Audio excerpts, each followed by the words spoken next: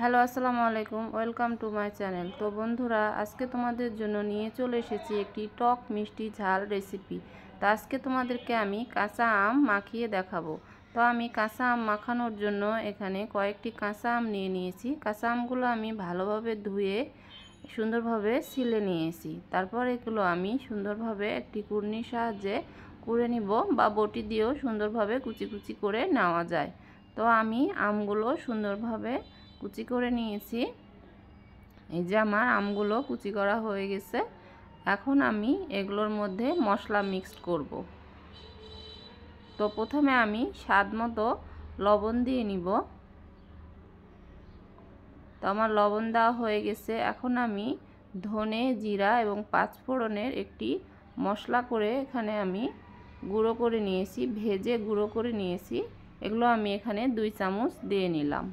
তারপরে আমি এখানে গুড় মিক্সড করলাম। আমি এখানে চিনি দিব না, গুড়ই দিলাম, কারণ আমি মনে করি গুড় দিলে এই আম মাখানোটার স্বাদ অনেক গুণে বেড়ে যায়। চাইলে তোমরা চিনিও দিতে পারো, কোনো অসুবিধা নেই।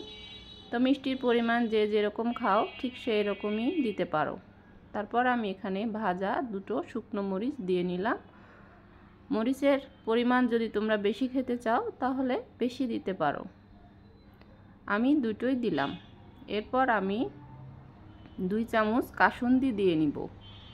এখানে আমার কাসুন্দি ভিডিওটি কেটে গেছে। তারপর আমি সরিষার তেল দিয়ে সুন্দরভাবে আমের কুচিগুলো মেখে নিব। বেশ কিছুক্ষণ ধরে মেখে নিব।